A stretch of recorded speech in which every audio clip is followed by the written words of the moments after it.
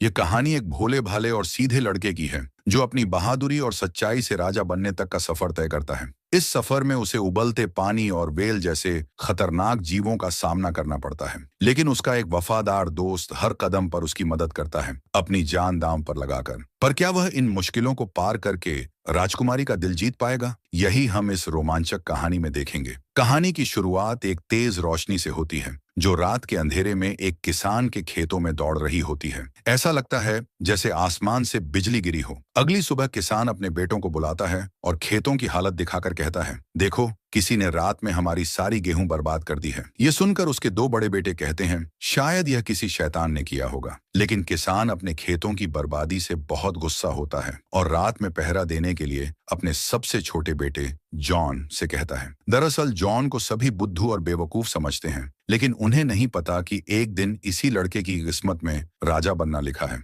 रात को जब जॉन खेत पर पहरा दे रहा होता है तो उसे घोड़े की आवाज सुनाई देती है। वह चौकन्ना होकर चारों ओर देखने लगता है। जैसे ही वह पीछे मुड़ता है तो देखता है कि सफेद रंग का एक बहुत बड़ा घोड़ा उसके पीछे खड़ा है। उसे देखकर जॉन घबरा जाता है, लेकिन फिर भी हिम्मत करके उसे पकड़ने के लिए रस्सी का फंदा फेंकता है। जैसे ही फंदा पड़ता है, घोड़ा भागना शुरू कर देता है। जॉन भी रस्सी को कसकर पकड़ लेता है और उसे रोकने की कोशिश करता है, लेकिन घोड़े की रफ्तार इतनी तेज होती है कि जॉन घिसटता चला जाता है और खुद को संभाल नहीं पाता। घोड़ा बहुत तेजी से भागता है, लेकिन उसकी रफ्तार की वजह से वह सीधे जाकर एक दलदल में फंस जाता है। यह देखकर जॉन घोड़े को बाहर निकालने की कोशिश करता है। वह रस्सी को पास की विंडमिल से बांध देता है और धीरे धीरे घोड़े को दलदल से बाहर खींच लेता है। बाहर निकलते ही घोड़ा थका और दुखी होकर वहीं बैठ जाता है। यह देखकर जॉन को उस पर तरस आ जाता है। वह उसे आजाद करने का फैसला करता है, लेकिन पहले घोड़े से वादा लेता है कि वह दोबारा उनकी फसल नहीं बर्बाद करेगा। असल में यह कोई साधारण घोड़ा नहीं, बल्कि एक जादुई घोड़ी होती है। जॉन जैसे ही उसे छोड़ता है,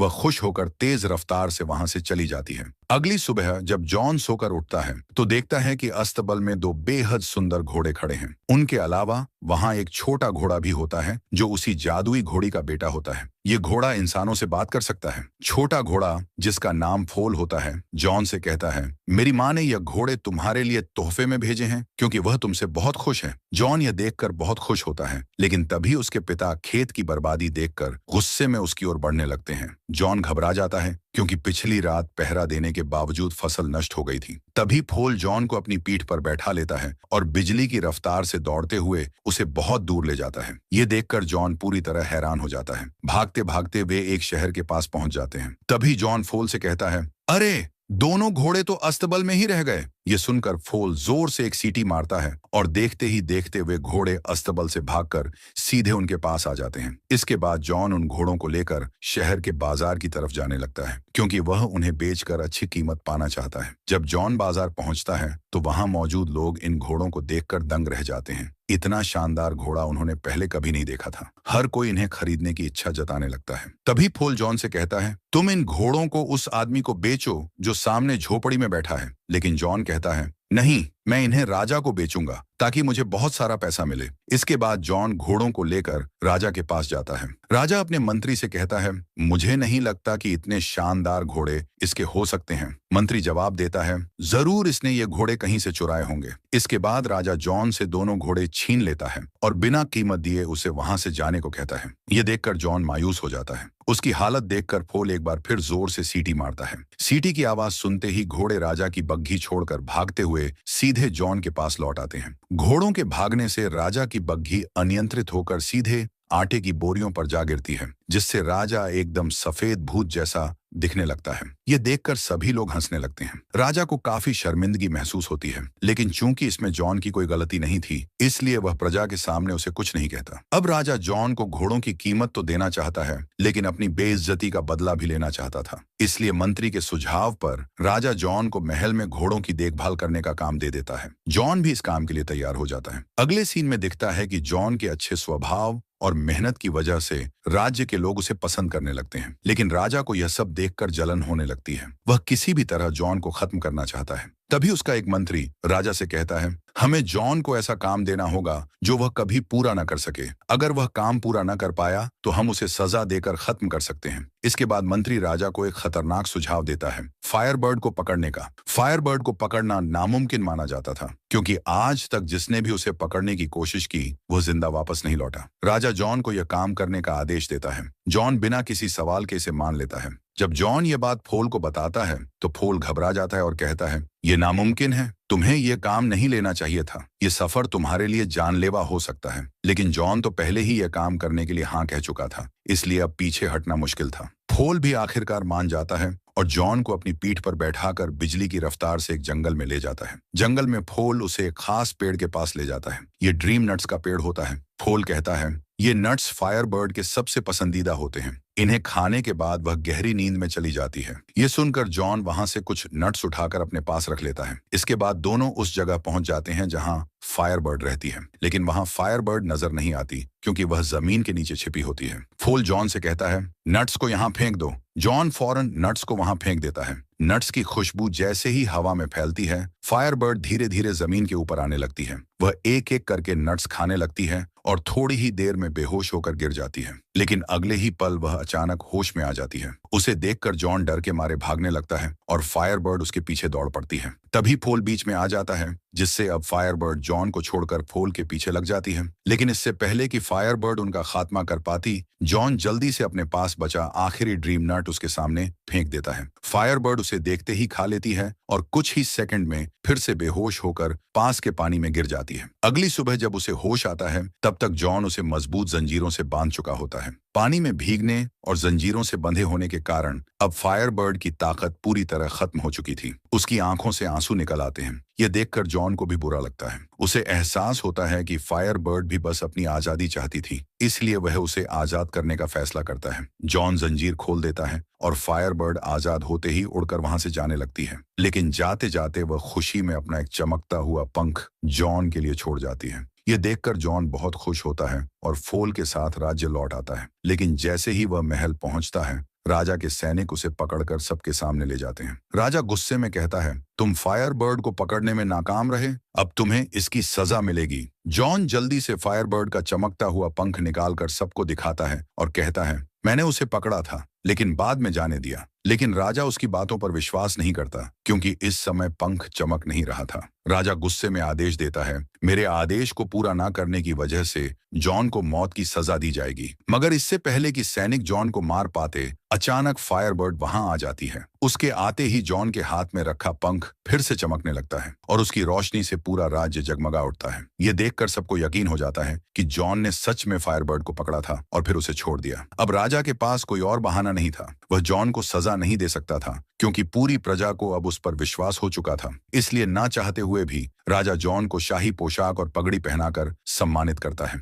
वह सबके सामने दिखावा करता है कि वह जॉन से बहुत प्रभावित हुआ है, लेकिन अंदर ही अंदर राजा और भी ज्यादा गुस्से में था। अब वह किसी भी हालत में जॉन को खत्म करना चाहता था। इसलिए वह अपने मंत्रियों से कहता है, कोई ऐसा तरीका बताओ जिससे मैं इस लड़के से छुटकारा पा सकूं। तब एक मंत्री राजा को सुझाव देता है, हम जॉन से कहेंगे कि वह आपके लिए एक राजकुमारी को ढूंढ कर लाए जो बहुत दूर बर्फीले पहाड़ों की ऊंची चोटी पर रहती है। इससे आपको दो फायदे होंगे। अगर जॉन राजकुमारी को ले आता है तो आप उससे शादी कर लीजिए, और अगर वह उसे लाने में नाकाम रहा तो आप उसे मौत की सजा सुना सकते हैं। मंत्री का यह सुझाव राजा को बहुत पसंद आता है, इसलिए वह बिना देर किए पूरे राज्य में ऐलान करवा देता है कि जॉन को बर्फीले पहाड़ों से राजकुमारी को लाने का आदेश दिया जाता है। इसके बाद जॉन और फोल उस जगह के लिए निकल पड़ते हैं। फोल की तेज रफ्तार से वे जल्दी वहां पहुंच जाते हैं, लेकिन किले के अंदर जाने से पहले उनके सामने मोटी बर्फ की एक परत होती है। जॉन सोच में पड़ जाता है क्योंकि इसे तोड़ पाना उसके लिए मुश्किल था। तभी फायरबर्ड का पंख उड़कर दरवाजे के अंदर चला जाता है। जैसे ही पंख दरवाजे को छूता है, पूरी बर्फ पिघलने लगती है और वहां बहुत सारा पानी बहने लगता है। तेज बहाव में फोल भी पानी के साथ बहकर पहाड़ के नीचे चला जाता है, लेकिन जॉन अकेला ही किले के अंदर पहुंच जाता है। अंदर जाकर जॉन देखता है कि वहां बहुत सारी लड़कियां सोई हुई हैं, लेकिन उसे समझ नहीं आता कि इनमें से असली राजकुमारी कौन है। तभी फायर बर्ड का पंख उड़कर एक लड़की के पास जाता है और उसे जगा देता है। अब जॉन समझ जाता है कि वही असली राजकुमारी है। इसके बाद जॉन राजकुमारी से कहता है, हमारे राजा आपसे शादी करना चाहते हैं। मैं जॉन हूँ और मुझे आपको ले जाने के लिए भेजा गया है। लेकिन राजकुमारी उसे मना कर देती है और कहती है, अगर तुम्हारे राजा इतने बहादुर होते तो खुद मुझे लेने आते। उसे लगता था कि अब दुनिया में कोई भी सच्चा बहादुर इंसान नहीं बचा जिससे वह शादी कर सके। यह कहकर वह अचानक पहाड़ की छोटी से नीचे कूद जाती है। जॉन घबरा जाता है, लेकिन कुछ सोचे वह भी राजकुमारी को बचाने के लिए कूद जाता है। पर राजकुमारी अपने खास कपड़ों की मदद से हवा में उड़ने लगती है। लेकिन जब वह जॉन को तेजी से नीचे गिरता देखती है तो उसे पकड़ लेती है। तभी जॉन की गलती की वजह से राजकुमारी के कपड़े फट जाते हैं और दोनों तेजी से नीचे गिरने लगते हैं। तभी फोल उन्हें देख लेता है और अपनी जादुई पंखों की मदद से दोनों को गिरने से पहले बचा लेता है। लेकिन ऊंचाई से गिरने की वजह से राजकुमारी बेहोश हो जाती है। फोल कहता है, मैं तुम्हें पहले ही बचा सकता था, लेकिन शायद मेरी जादुई पंख इसी सही समय का इंतजार कर रही थी। इसके बाद वे सभी सही सलामत जमीन पर आ जाते हैं। रात में जब वे एक जंगल में रुकते हैं तो फोल जॉन को अलग ले जाकर समझाता है, तुम्हें तो राजकुमारी से प्यार हो गया है, इसलिए हमें राजा के पास नहीं जाना चाहिए, हम कहीं और चले जाएंगे। लेकिन जॉन फोल की बात नहीं मानता। इधर राजकुमारी भी कहीं ना कहीं जॉन को पसंद करने लगी थी। अगली सुबह जॉन और फोल राजकुमारी के साथ राज्य में पहुंच जाते हैं। राजा जॉन को राजकुमारी के साथ देखकर बहुत गुस्सा हो जाता है, क्योंकि एक बार फिर जॉन ने उसे गलत साबित कर दिया था। लेकिन मंत्री राजा को समझाता है, गुस्सा करने की जरूरत नहीं है, इसमें आपका ही फायदा है, क्योंकि अब आप राजकुमारी से शादी कर लेंगे। राजकुमारी को राज्य में देखकर प्रजा भी बहुत खुश हो जाती है। राजा की तरफ से जॉन को बहुत सारा सोना और कीमती कपड़े देकर सम्मानित किया जाता है। लेकिन जॉन फिर भी बहुत दुखी था, क्योंकि राजकुमारी से प्यार करने के बावजूद उसे राजा को सौंपना पड़ा। रात को जॉन छुपकर राजकुमारी से मिलने जाता है और उसे फूलों का गुलदस्ता देता है। राजकुमारी बहुत खुश हो जाती है, क्योंकि वह भी जॉन को पसंद करने लगी थी। लेकिन तभी राजा के लोग वहां आ जाते हैं, जिससे जॉन को जल्दी वहां से भागना पड़ता है। इसके बाद राजा के लोग राजकुमारी को नए कपड़े पहनाकर राजा के सामने ले जाते हैं। काफी देर बातचीत के बाद राजा राजकुमारी से शादी के लिए पूछता है, लेकिन राजकुमारी मना कर देती है। वह कहती है, मैं तब तक शादी नहीं कर सकती जब तक मेरी दादी माँ की खोई हुई अंगूठी नहीं मिल जाती। मैंने वो अंगूठी समुद्र में कहीं खो दी थी। यह सुनकर राजा परेशान हो जाता है। तभी वहां जॉन आ जाता है। राजा खुश होकर कहता है, तुम सही वक्त पर आए हो, अब तुम्हें राजकुमारी की अंगूठी समुद्र से ढूंढ कर लानी होगी। जॉन इस काम के लिए तैयार हो जाता है, लेकिन दूसरी तरफ फोल परेशान हो जाता है, क्योंकि अब उसे भी जॉन की मदद करनी होगी और इस बार उसे खुद भी नहीं पता कि वह अंगूठी कहाँ गिरी थी। फोल अपनी माँ से मदद मांगता है। फोल की माँ जादू से आसमान में दिखाती है कि वो अंगूठी एक बड़ी वेल मछली के पेट में है। वह यह भी बताती है कि अब वह वेल समुद्र में एक छोटे से आइलैंड में बदल गई है। इसके बाद अगली सुबह फोल जॉन के साथ उस वेल को ढूंढने के लिए निकल पड़ता है। जब ये लोग उड़ते हुए जा रहे होते हैं, तभी अचानक जॉन अनियंत्रित होकर समुद्र में गिर जाता है। उसे कुछ नहीं होता, लेकिन वह देखता है कि एक बहुत बड़ी वेल मोटी मोटी जंजीरों से बंधी हुई है, जिसकी वजह से वो अब एक छोटे से आइलैंड जैसी दिख रही है। ये देखकर जॉन समझ जाता है कि यही वो वेल है जिसकी उन्हें तलाश थी। तभी ऊपर से एक बड़ी लहर उनकी तरफ आने लगती है, लेकिन फोल और जॉन उड़ते हुए जल्दी से वेल के पास पहुंच जाते हैं। अब फोल वेल की भाषा समझ लेता है। वेल बताती है कि उसने गलती से कुछ जहाज निगल लिए थे, जिस वजह से लोगों ने उसे जंजीरों से बांध दिया था, लेकिन अब वो अपनी गलती सुधारना चाहती है। यह सुनकर जॉन सोच में पड़ जाता है कि आखिर इसे आजाद कैसे किया जाए। तभी उसे एक उपाय सूझता है। अगर वे किसी तरह वेल को छींक दिला दें तो झटके से सारी जंजीरें टूट जाएंगी और वो आजाद हो जाएगी। इसके बाद जॉन और फोल वेल की नाक के अंदर चले जाते हैं और गुदगुदी करने लगते हैं, जिससे वेल को एक जोरदार छींक आती है। फिर एक एक करके सारी जंजीरें टूट जाती हैं और वेल आजाद हो जाती है। साथ ही जो जहाज उसने निगल लिए थे वो भी बाहर आ जाते हैं। जॉन और फोल भी छींक के साथ बाहर निकलकर किनारे पर आ जाते हैं। वहां से वे देखते हैं कि वेल आजाद होकर खुशी खुशी समुद्र की गहराइयों में चली जाती है। लेकिन तभी जॉन को याद आता है कि वह वेल से अंगूठी मांगना तो भूल गया था। इससे वह बहुत दुखी हो जाता है। तभी एक केकड़ा आता है और जॉन को वो अंगूठी दे देता है, क्योंकि वेल ने जॉन के दिल की बात समझ ली थी और अंगूठी भिजवा दी। अंगूठी मिलते ही जॉन बहुत खुश हो जाता है। इसके बाद वो फोल के साथ वापस लौटता है, लेकिन आते ही सबसे पहले चुपके से राजकुमारी से मिलने जाता है। वह उसे उसकी दादी माँ की अंगूठी देता है और शादी के लिए प्रपोज करता है। अंगूठी देखकर राजकुमारी समझ जाती है कि जॉन सच में एक बहादुर लड़का है। वह खुश होकर शादी के लिए हाँ कर देती है। लेकिन दूसरी ओर राजा के मंत्री ने जॉन और राजकुमारी को साथ देख लिया था। वह सैनिकों के साथ जॉन को पकड़ने के लिए आ जाता है। अब जॉन और सैनिकों के बीच लड़ाई शुरू हो जाती है। वहीं यह सब आवाजें सुनकर राजा की नींद खुल जाती है। जब वह राजकुमारी के कमरे की ओर देखता है तो वहां फोल को खड़ा देख लेता है। गुस्से में राजा अपनी बंदूक निकालता है और फोल को गोली मार देता है, जिससे फोल नीचे गिर जाता है। इसके बाद जॉन को राजकुमारी से चुपके से मिलने के जुर्म में गिरफ्तार कर लिया जाता है। अब रात में जब राजकुमारी अपने कमरे में होती है तो अचानक एक छोटा चूजा आता है। वह राजकुमारी को अपने साथ अस्तबल में ले जाता है। दरअसल इसे फोल ने ही भेजा था। फिर राजकुमारी फोल को बताती है कि वह किसी भी तरह राजा को खत्म करना चाहती थी, इसलिए उसने राजा को जवान होने का लालच देकर एक नुस्खा बताया था। उसने राजा को 3 कुंडों से गुजरने के लिए मना लिया था, लेकिन तभी राजा का मंत्री आ गया और उसने राजा को सलाह दी कि सबसे पहले जॉन को उन तीनों कुंडों में से होकर गुजरने दिया जाए। अब कल दोपहर पूरी प्रजा के सामने जॉन को 3 बड़े कुंडों में से होकर गुजरना होगा। पहले कुंड में उबलता हुआ गर्म पानी होगा, दूसरे कुंड में खून जमा देने वाला ठंडा पानी होगा, तीसरे कुंड में उबलता हुआ दूध होगा। अगर हमें जॉन को बचाना है तो हर कुंड में एक खास चीज डालनी होगी। पहले कुंड के गर्म पानी में मेरी दादी माँ की अंगूठी डालनी पड़ेगी, दूसरे कुंड के ठंडे पानी में फायरबर्ड का पंख डालना होगा, तीसरे कुंड के उबलते दूध में जीवन अमृत का फूल डालना होगा जो पृथ्वी के अंतिम छोर पर मिलता है। राजकुमारी की बात सुनकर फूल सोच में पड़ जाता है। वह कहता है, अंगूठी और फायरबर्ड का पंख तो हमारे पास है, लेकिन मुझे नहीं लगता कि मैं कल दोपहर तक पृथ्वी के अंतिम छोर से जीवन अमृत का फूल लेकर आ पाऊंगा, क्योंकि मैं पहले से ही जख्मी हूं। लेकिन राजकुमारी फूल को हिम्मत देती है और कहती है, तुम यह कर सकते हो। फिर राजकुमारी के जाते ही फूल अपनी चोटों के बावजूद अपनी बिजली जैसी रफ्तार से जीवन अमृत का फूल लाने के लिए निकल पड़ता है। अगली सुबह सभी प्रजा के सामने राजा 3 बड़े बड़े कुंड तैयार करवा देता है। इसके बाद जॉन को कैद से बाहर निकाल कर लाया जाता है। फिर बिना देर किए राजा उसे उबलते हुए गर्म पानी के कुंड में डाल देता है। लेकिन ठीक उसी समय राजकुमारी चालाकी से उस कुंड में अपनी दादी माँ की अंगूठी डाल देती है। अंगूठी के असर से जॉन बच जाता है। इसके बाद जॉन उड़ते हुए ठंडे पानी के कुंड में जा गिरता है। ठीक उसी समय फायरबर्ड अपना पंख उस कुंड में डाल देता है। इससे जॉन की जान फिर से बच जाती है। अब जॉन उड़ते हुए उबलते हुए दूध के कुंड में गिरने वाला होता है। वहीं दूसरी तरफ फूल अपनी पूरी रफ्तार से जीवन अमृत के फूल तक पहुंच चुका होता है।